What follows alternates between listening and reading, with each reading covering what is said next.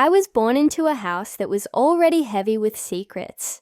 To the outside world, it was the grand house of Dr. Ibrahim, the man everyone in town trusted with their lives. People whispered his name with respect. Mothers brought their children to him. Fathers sought his advice. And even the wealthiest landlords in our city lowered their voices when speaking to him. To me, he was not just a doctor. He was my father. The man whose laughter filled our courtyard on good days.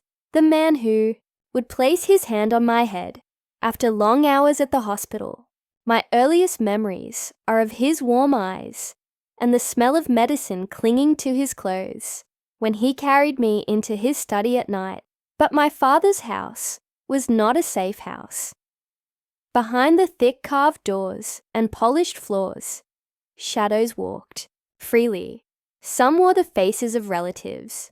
Others wore the masks of friends. As a child, I did not know that those shadows were waiting for me, that they would shape the woman I would become. I was 5 when I first realized something was wrong with my family. It was at a wedding. The house was full of guests, women in bright saris, and men with laughter in their voices. I remember hiding under a table, my dress brushing the floor, watching legs move like a forest around me. Then I heard my mother's voice, sharp, angry, almost trembling. "She is too close to her father," she hissed to my aunt. "Too much in his eyes, too much in his arms. It isn't right." My aunt gave a nervous laugh, told her she was imagining things. But my mother's eyes, when they found me later, were full of something that made my chest tighten. That was the first time I felt the weight of suspicion.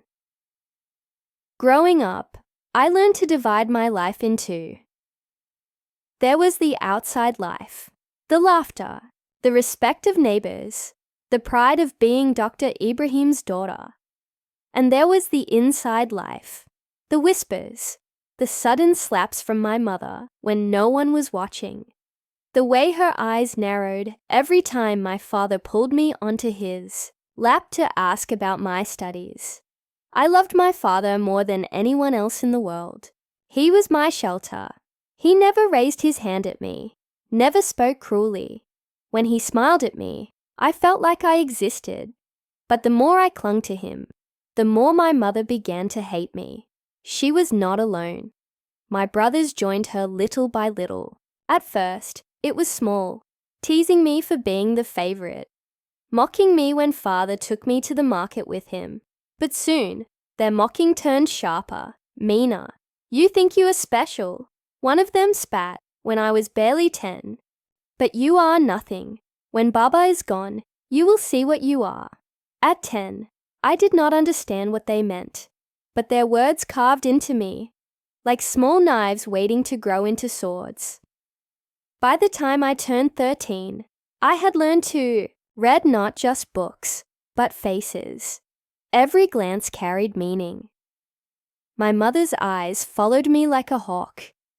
My brother's eyes burned with something colder, something that made me shrink inside myself. Even the neighbors, who praised me for my good grades or pretty features, carried curiosity in their stares. Why was Dr. Ibrahim so fond of his daughter? Why did he always walk with her, speak with her, as though she were his equal, not just his child? At school, I excelled. Books became my refuge. Pages did not judge me. They did not whisper behind my back. Teachers admired me. Friends envied me. But no one knew what happened when I stepped back inside my house. My mother had grown harsher. She no longer scolded me for small mistakes. She punished me for existing. A glass left on the table, and I would feel her hand sting across my face. A question asked at the wrong time, and her words would cut, "Shameless girl, always parading yourself for attention." I would stand there, silent, tears burning, my heart pounding with the injustice of it all. What had I done? I only wanted to be seen, to be loved. The nights were the hardest. Father would sometimes sit me beside him in his study, helping me with mathematics or science. He would rest his hand on my shoulder and smile when I solved a problem. Those were the moments I lived for, but I could always feel the anger waiting outside the door. One night, after he kissed my forehead and told me to sleep, I stepped out of the study and found my mother standing in the hallway. Her eyes were red, her chest heaving. "You think you are clever," she spat. "You think I don't see? You are nothing but filth. You will ruin us." I froze, not understanding. "Amy, what did I—" Her hand cracked across my cheek before I could finish. That night, lying in my bed, I cried until the pillow was wet. A thought entered my mind, sharp and dangerous. Maybe I should not exist at all. Maybe if I disappeared, the house would be peaceful again. But the thought of my father's face stopped me. His love was the thread keeping me alive. My brothers grew crueler as they grew older. They were taller, stronger, louder. I was easy prey. When father was away, they would mock me, steal my notebooks, lock me in the storeroom. Once, one of them pushed me so hard against a wall that my head rang for hours. Another time, they told me father was only kind to me because he pitied me, that I was a curse born into the wrong family. I tried to tell father once. He looked at me with tired eyes and said, "They are your brothers, Ailana. Brothers fight. You must learn patience. Patience." That word would become a chain around my neck for years. At 16, I began to notice other things. The way boys at school looked at me. The way my mother's suspicion sharpened. She accused me of vanity if I brushed my hair too long. She called me sinful if I laughed too freely. One evening, I overheard her speaking to my aunt again. "She will destroy us, I tell you. She walks like she owns the world. One day, she will bring shame to our name." I wanted to scream, to beg her to see me for who I was. But something inside me hardened instead. If she already saw me as a curse, then nothing I did would change her mind. It was then I made a silent promise. I would endure. I would survive. And one day I would prove them all wrong. Adulthood arrived not with freedom, but with another kind of prison.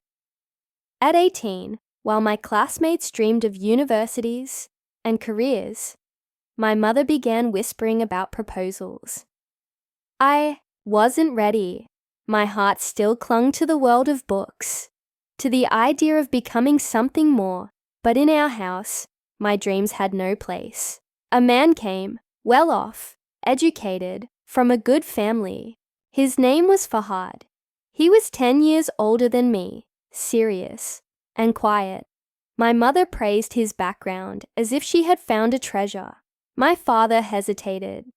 I could see it in his eyes, but my mother's voice was louder. "A girl is like a flower," she told me one evening. "If you keep her too long, she withers. Better she finds her garden now." I wanted to shout that I was not a flower. I was a person, but I had already learned what happened when I raised my voice. So, at 19, I was married off to Fahad. The first weeks felt like walking into a fog. Fahad wasn't cruel, but he wasn't kind either. He treated me like a duty, something to manage, not cherish. He left early for work, came home late, and spoke to me only in clipped sentences. I tried. I cooked. I cleaned. I wore the clothes he liked. I smiled when I wanted to cry. But the walls of that new house were no kinder than the old ones. His mother, my new mother-in-law, was sharp-tongued and cold. She inspected everything I did, from the way I folded laundry to the way I spoke. "You are too bold," she said once, after I asked Fahad a question during dinner. A wife should know her place. Her words stung because they echoed the same chains I had tried to escape from my own mother. Different house, same prison. Months turned into years. I gave birth to a daughter, then a son. For them, I bore the silence. For them, I swallowed my grief, but inside me, something restless grew. I noticed things. Fahad's late nights that turned into whole weekends away. The faint trace of perfume on his shirts. The way he avoided my eyes when I asked simple questions.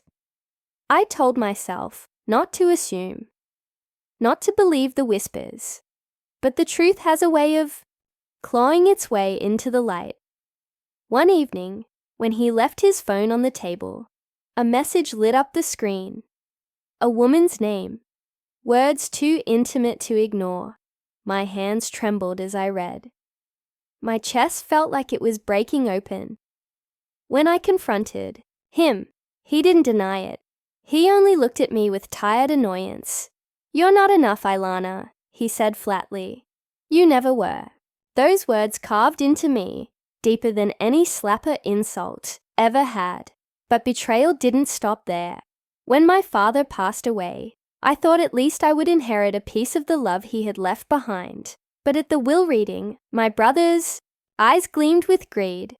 The property, the land, the savings, all twisted away from me through forged signatures and family manipulation. I was told to be silent, to respect my brothers. My mother stood with them, not with me. "You already have a husband," she said. "You need nothing else." In that moment, I realized I was truly alone. No family, no husband, no anchor. Just my children and my wounded pride. But here is the truth. No one teaches you. Pain is fuel. Each betrayal was not just a wound. It was kindling. And somewhere deep inside, a fire had started. I began to watch, to plan, to wait, because one day I promised myself the scales would tip. One day they would all feel the weight of the injustice they had thrown on me. One day revenge would come. For weeks after the will reading, I walked around like a ghost. My children noticed my silence, my distant eyes. At night, I lay awake replaying every betrayal, every moment where I had stayed quiet, every chance I had let slip. I had given my family loyalty. I had given my husband devotion. And in return, they had stripped me of dignity, of security, of love. But grief is a strange teacher. It's